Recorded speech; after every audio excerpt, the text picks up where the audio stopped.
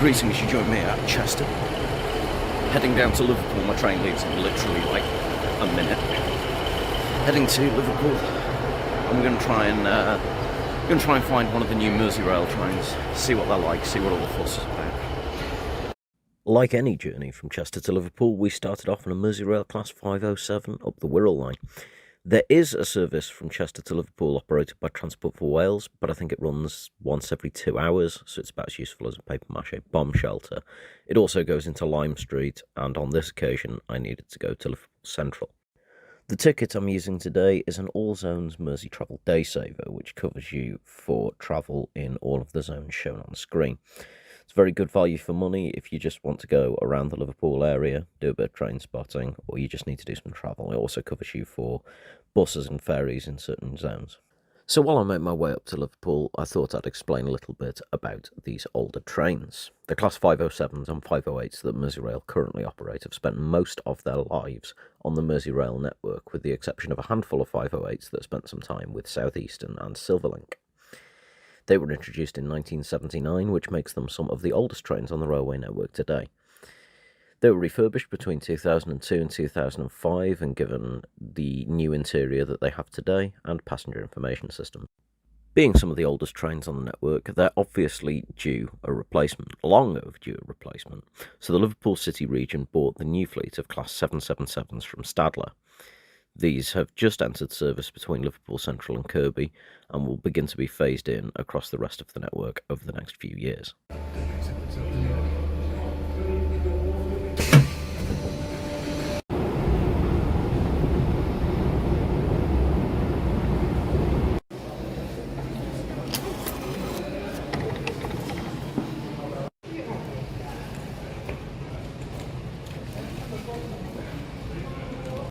I was somewhat relying on rail forums to give me the diagram, which means it's almost certainly wrong, but allegedly 2 Kilo 3T, the 1435 Kirkby, should be one of the new trains.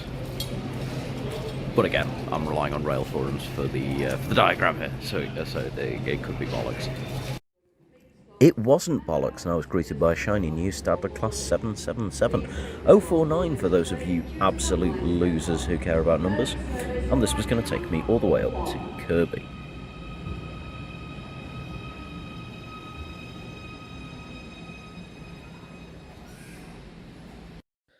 First observation I made while boarding was that the entire door frame flashes green or red, depending on whether or not the doors are opening, which should stop utter morons getting to the train when the doors are locked and trying to board.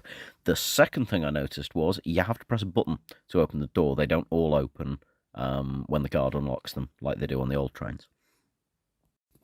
Then we left Liverpool Central, heading above ground. As you can see, I started filming in the tunnels, and I want to say I got you this lovely reflection on the window for artistic purposes, but it's actually because I'm a dipshit.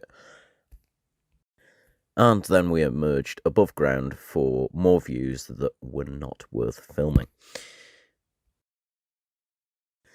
These new trains have little cup rests by the windows at the bay seats and charging points on the wall. By the airline-style seats, there are charging points between the two seats, like you get on an IET, which is really annoying, but where else are you going to put them? The new trains have both dot matrix and digital passenger information displays. The digital displays also show the advertising, so you don't have posters up inside the train anymore.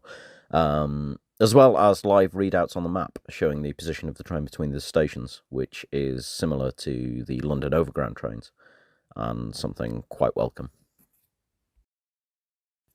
As you can see here, there's plenty of dedicated cycle space, and instead of having flip-down chairs in those areas now, they've just got, like, I don't know, so what would you call them? Arse rests, I suppose. And then I took another walk through the train. Oh, yes, I took a walk through the train. The train's a walk through. You can walk through all the carriages. There's no opening and closing slammy doors like you did on the old trains. You just walk straight through, like on S-Stock on the Underground or the new Overground trains or Elizabeth Line trains. One thing that is especially welcome is that Merseyrail did not take the introduction of these new trains as an opportunity to introduce regional accents for the onboard announcements like Northern have on their trains, because I am telling you now, nobody wants Scouse automated announcements on their trains. No one.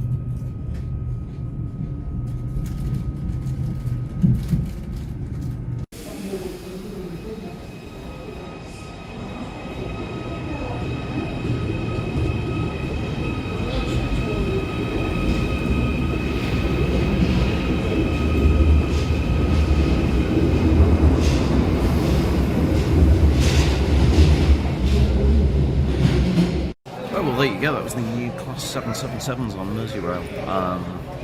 I quite liked it. Personally, I'd rather travel on that over one of the old Peps, but I know that's going to be subjective. Tell me which one you'd prefer to travel on in the comments. I don't care, but tell me anyway. And yeah, that's all for today. Sayonara.